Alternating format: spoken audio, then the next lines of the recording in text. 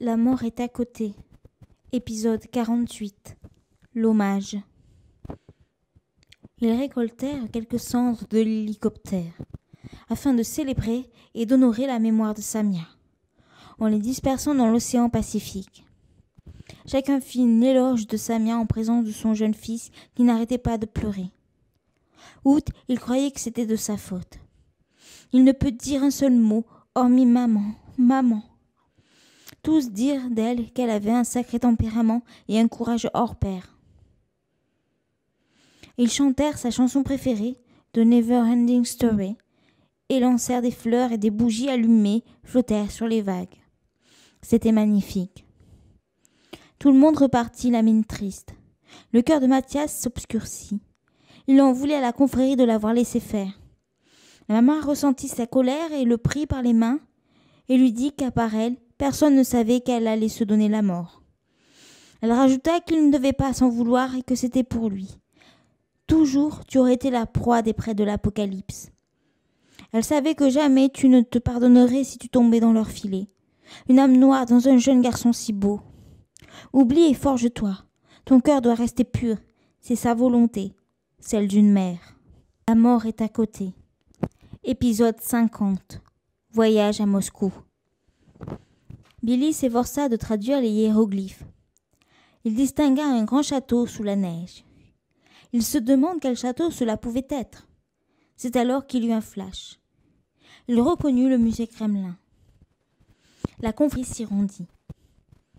Or, depuis 2 semaines, il était impossible de pénétrer dans le musée Kremlin, car un dôme invisible l'entourait. Tous les scientifiques se demandaient comment un dôme invisible s'était formé.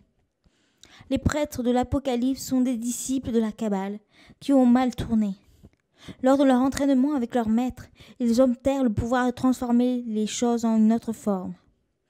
Le mur de glace qu'il s'était formé ne pouvait en aucun cas fondre, car il se nourrissait du climat glacial.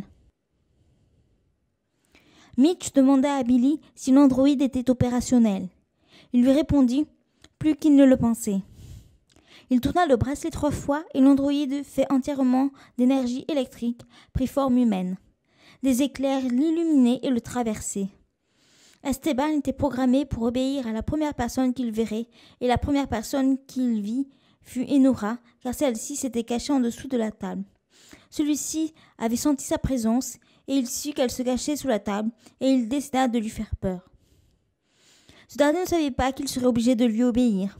Elle sortit de la table, Esteban était devant elle, et elle ne savait ce pourquoi il semblait attendre quelque chose. Inquiète, elle lui demande qu'est-ce qui lui arrive. Celui-ci lui dit « J'attends votre ordre, madame ». Elle s'exclame « Wow, mais pourras-tu traverser ce mur de glace et affronter les prêtres de l'Apocalypse et nous ramener la pierre ?» Il répondit « Je pourrai tout faire de ce que vous me demandez, sauf récupérer la pierre. Mon pouvoir est puissant, je pourrai la détruire sans le vouloir. » « Mais comment pourrons-nous la récupérer car personne ne peut franchir le dôme ? Il y a un moyen. » C'était Émus qui parlait.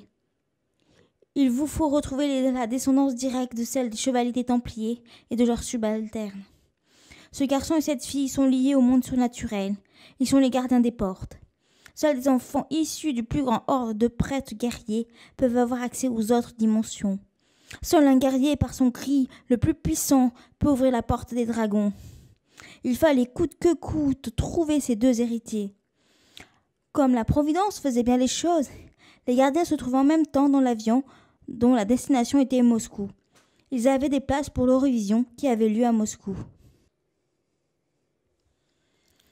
La mort est à côté. Épisode 51. Les gardiens des portes. Jessica, durant le voyage, fit un drôle de rêve. Elle rêva qu'un dragon voulait la manger. Elle se souvint de la première fois où elle était rentrée en connexion avec le monde des dragons. C'était à la suite d'un cours de kendo. Elle avait vu 2 gros yeux qui la regardaient avec admiration, et son petit curieux se jeta sur elle, mais il considéra que sa présence ne valait rien. Jessica avait eu l'impression d'être cachée sous une roche à l'abri de ces monstres dont elle avait pris connaissance et qui savaient qu'elle existait dans un autre monde que le leur.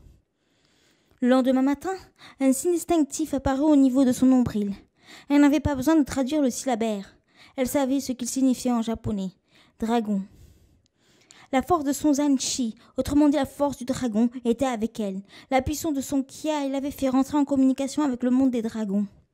Après ce rêve, elle dit à son frère Nick qu'elle avait instinctivement la certitude qu'il fallait rouvrir le monde des dragons. Pourquoi? Elle ne le savait pas. Son frère lui dit « Il te faudrait te battre au moins des centaines de fois pour que la porte s'ouvre. Et ne serait-ce pas folie d'ouvrir la porte avant le millénium ?» Les dragons, à ce moment-là, obéiront à l'archange Michel, le purificateur, pour purifier la terre des méchants. Jessica rétorqua « Je crois que le millénium a déjà commencé. Le monde des dragons transparaît, le monde des géants aussi. Ceux-là vont recréer le monde suite à la destruction. J'ai rêvé de la fin du monde. » Le frère enchérit « Et moi, j'ai rêvé de la résurrection de tous les hommes. » Et elle lui dit en toute honnêteté qu'elle voudrait que les gens sachent que d'autres mondes existent, afin de ne plus être considérée comme folle. Son frère la rassura. « Je te comprends. » La mort est à côté. Épisode 52. Une écoute indiscrète.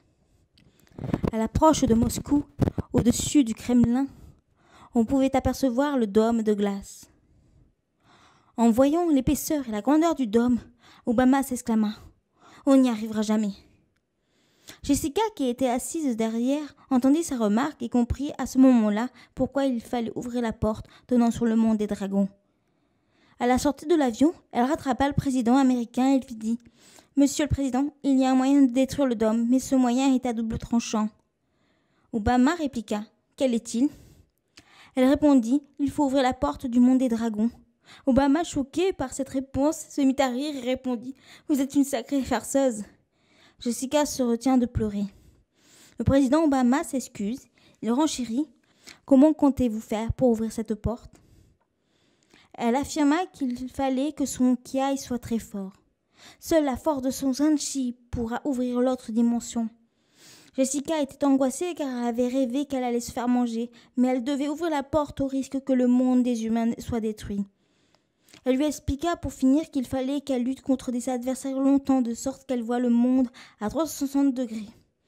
Elle se rendit compte que c'était impossible. C'est alors que le président Obama déclara « Battez-vous contre moi. J'ai une armure magique et j'ai appris à me battre quand j'étais dans le monde des esprits, enfin dans le coma. » Jessica hésita un moment et finit par accepter. La mort est à côté. Épisode 53. Dignité. Nick se disputa avec sa sœur Jessica au sujet de son combat contre le président Obama. « Tu es folle, tu ne dois pas ouvrir cette porte, tu ne sais pas ce qui peut se passer. » Elle répondit. « Il le faut pourtant. » Le président Obama l'attendait dans la salle de séminaire de l'hôtel. Il avait demandé qu'on transforme le lieu en salle de combat, c'est-à-dire qu'on y aménage des tapis de sol. Jessica, avant de pénétrer dans la salle, demanda à son frère de l'accompagner. Le combat fut rude. Le président Obama, qui avait un fort Zanchi, ne ménagea pas Jessica, qui face au président le bombardait de mains, côtés et dos. Cela avec une seule respiration et plusieurs fois de suite. Elle avait, comme elle s'y attendait, une atroce démangeaison au nombril. Elle regarda le syllabaire dont elle savait la signification, était comme tracé au cutter. C'est alors que la salle d'entraînement devint rouge rubis. Derrière son dos, elle sentit une brûlante respiration. Elle se retourna et vit une tête énorme qui la regardait avec admiration. Obama, quant à lui, était terrorisé. Elle se souvint de son rêve et prit peur. Elle ferma les yeux, mais le dragon ne fit rien. Il la sentit. Elle rouvrit les yeux, elle plongea les siens dans ceux du dragon, et il se reconnut. Ils étaient dignes l'un de l'autre.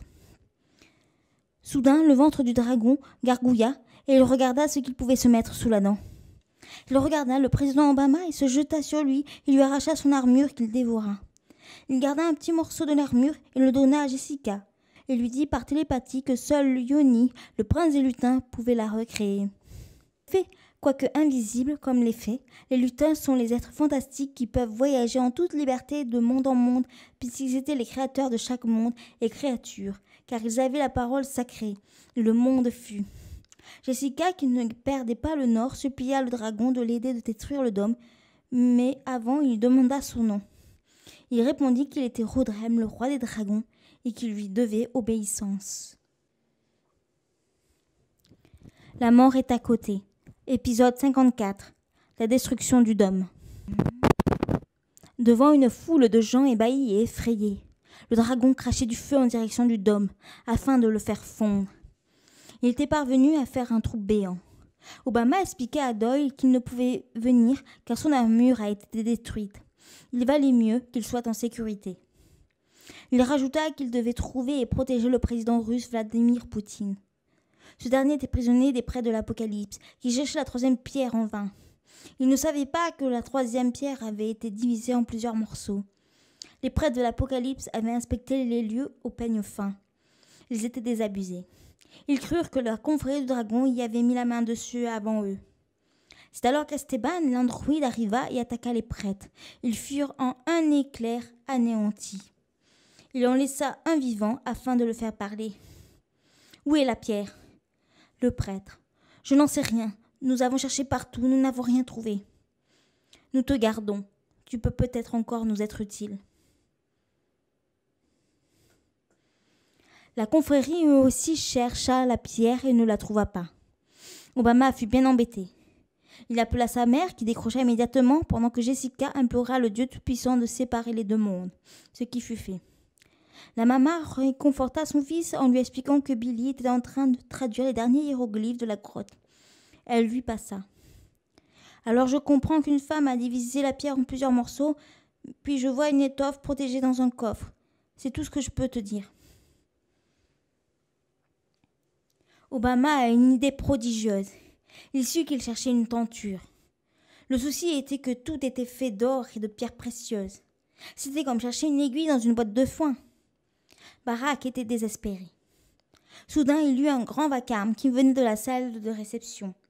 Un bébé dragon, à l'issue de tout le monde et surtout de Jessica, avait traversé la porte.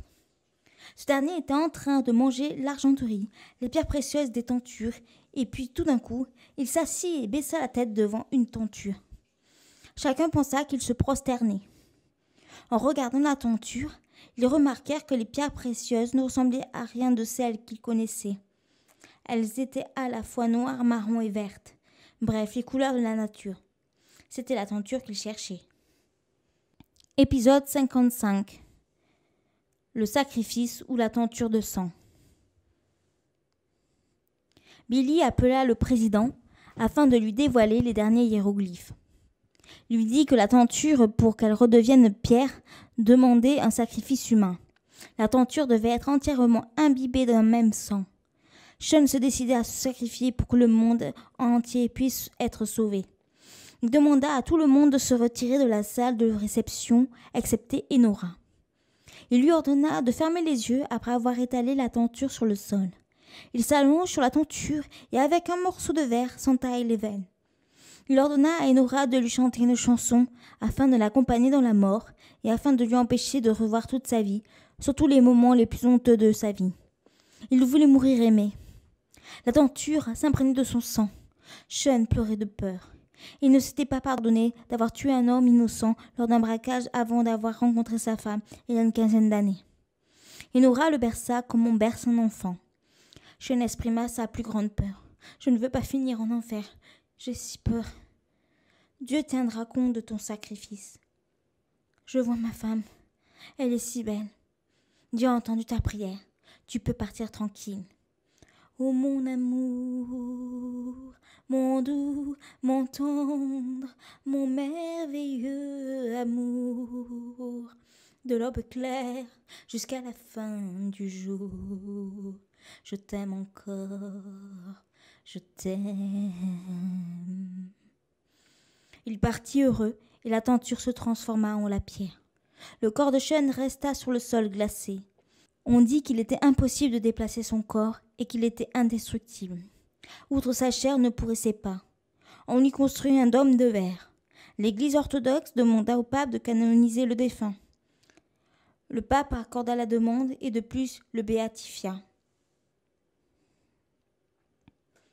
De nos jours, la tombe de verre est contemplée avec ferveur et humilité par les pèlerins du monde entier. Eux peuvent remarquer les yeux pleins de joie du défunt. Une épitaphe fut écrite à son honneur.